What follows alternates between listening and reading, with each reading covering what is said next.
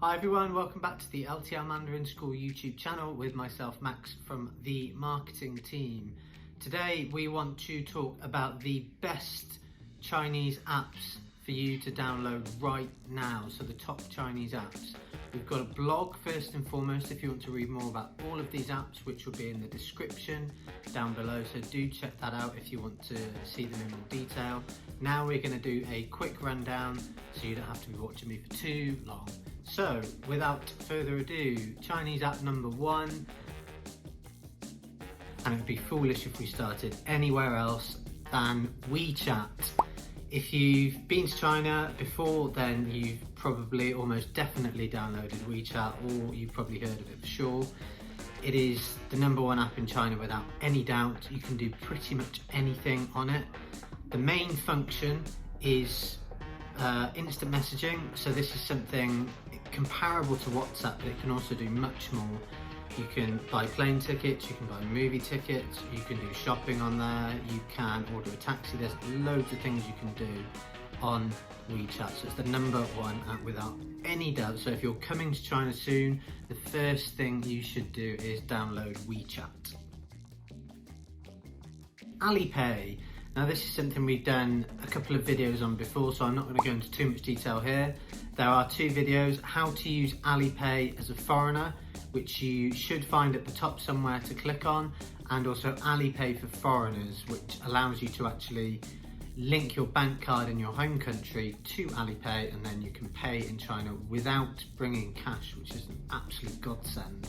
So I won't go into too much detail. Basically with AliPay you can buy things, you can use your QR code, so it's almost like using Apple Wallet or something like that. When you go to the supermarket, when you go shopping, when you do anything, rather than hand over cash in China, you scan QR codes. So you can do that on AliPay, along with sending friends money or splitting bills, etc, etc. AliPay, top Chinese app number two. Now we're going to go for more of a group of apps rather than one, because they change all the time in China. It's bike sharing apps, so bicycle sharing apps. When I first moved to China, Ofo and Mobike were the two market leaders, but as things tend to do in China, they change very, very quickly. So without risk of producing outdated content for you, take advantage of the bike sharing apps. In pretty much most of the big or even tier 2 and 3 cities, you have access to bikes all over the city. They're not locked in stations, they're basically all over the city, they can be anywhere. And all you need to do is download the app, sign up, link your card or your AliPay or Wechat so you can pay, and then all you do is scan the back of the bike, enter the code, and then the bike will unlock and you're free to discover a Chinese city on the back of a bike. It's a really good way to explore the city, much better than the subway, because you can actually see everything in between the stations. And with China being so vast and big, there's a lot to see. You could spend all weekend on a bike. It's a great way to commute, it's a great way to get around, and super quick and convenient as well. So rather than giving you one app, there's a number of them. So whenever you go to China, just ask a friend or even drop us a message, drop us a comment, and we'll tell you which are the most common ones at the moment. Top Chinese apps number three, bike sharing apps.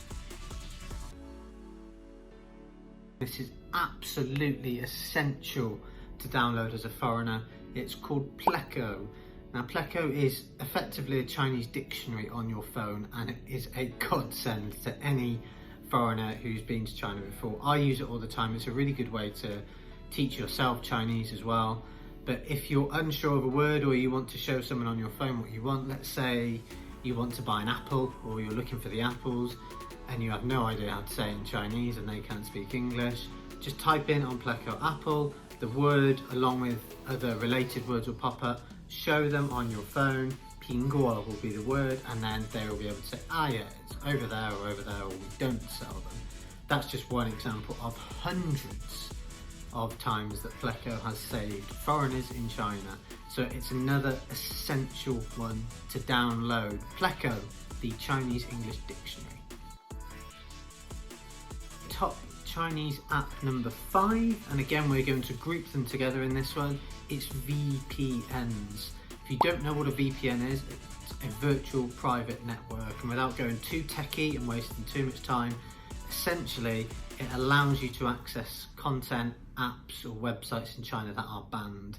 So you probably know that there's this thing called the Great Firewall of China, where things like Google, Facebook, even WhatsApp, all these apps and websites are banned, and China tends to have their own versions of lots of these.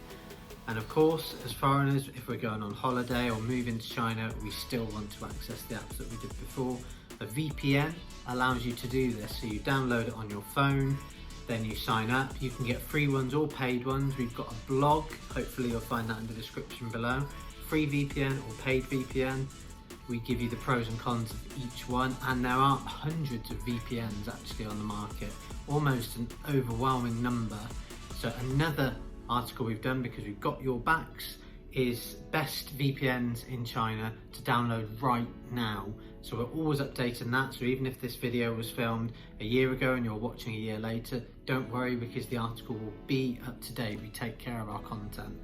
So VPNs, I like ExpressVPN and Astral personally myself, but there are loads. I also have some free ones as well that I like to use, and you can connect to different parts of the world. So for example, if you want to watch Netflix, you can actually access Netflix Australia or Netflix Hong Kong, and the programs actually change depending on where you are. So that's another good perk of a VPN. So without recommending one app as such, as a block, VPNs, they're a must download. And one final tip that's really, really important, download it before you come to China, because of course they're all essentially blocked in China, so you won't be able to download them when you're in China, or you can, but actually it's a little bit cumbersome, a bit troublesome, 麻烦, as we say in Chinese. The word for troublesome is quite a common word.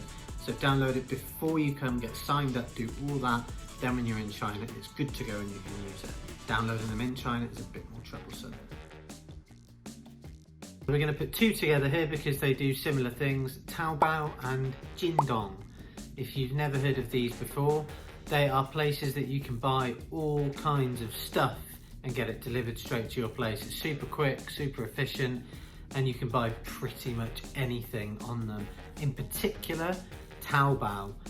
There are so many things that you don't need, that you never thought you needed, that are on this app, and trust me, and many other foreigners in China, it can get addictive. What the hell is that? An alpaca, I got the last one.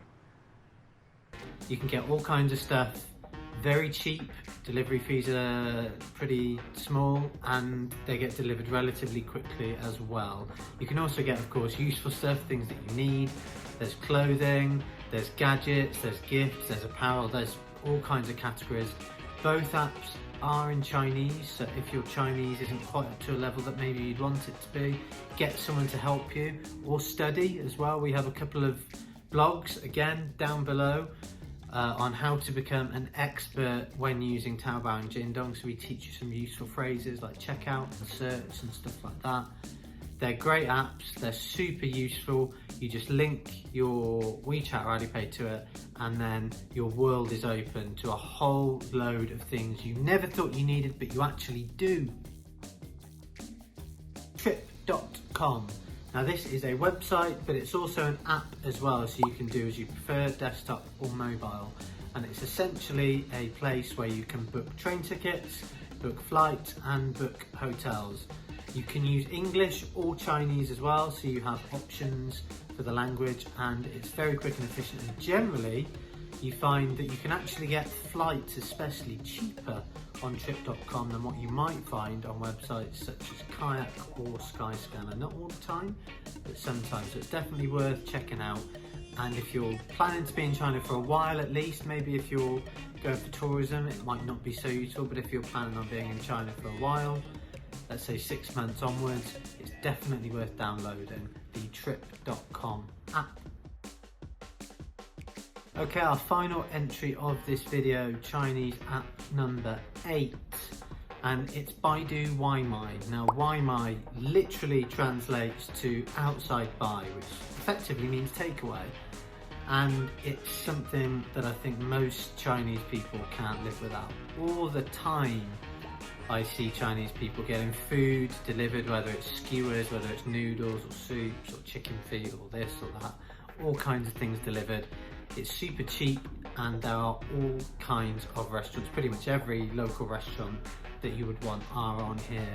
There's other takeaway apps as well, so if you want more Western driven stuff, or not just Western but worldwide, and you're not just restricted to Chinese stuff, then there are plenty of other apps. There's one called Sherpas, which is quite common with foreigners. Generally these ones tend to be more expensive because they have Western food on, but Baidu Waimai is all in Chinese as well, so it's a good test for your Chinese, and it's a great place to buy takeaway food. Again, ask a Chinese friend to help, or your teacher or something like that, and they can perhaps teach you how to use the app. And once you've, let's say, placed 3 or 4 orders and there's particular ones that you like, just go back and reorder them, and it's super easy. So that is our final entry, Baidu Waimai, best Chinese app number 8. Okay, that concludes our top Chinese apps rundown for you. There is a blog where we have even more of our top Chinese apps to download right now, which you should check out. So if you want to discover more apps, there's some on there. Of course, this is always changing. New apps come out all the time, they disappear all the time. So just keep up to date with the latest trends. We'll make sure that our blog is always up to date, so you don't have to worry. What is your favorite Chinese app as well? I would love to know. Comment below with your favorite one. Maybe we didn't include it and we should have, let us know. Or is there a Chinese app that you think is particularly under the radar that you would also like us to include in our blog? We will happily update all our content if you have got something worthy of doing so. If you like this video, and as you've got this far, I'm really hoping that you did, then please like it below, maybe drop us a comment, maybe subscribe to us, because we've got loads more videos on all kinds of things like this.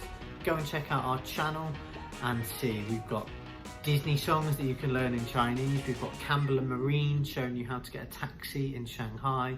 We've got Alex showing you how to buy bubble tea in Taipei. We've got vocab blogs like shapes in Chinese and sports in Chinese. I could go on and on and on, but in a nutshell, that is it. So do subscribe to us if you like the video. Thank you so much for listening and your continued support. We will see you again soon. Bye bye.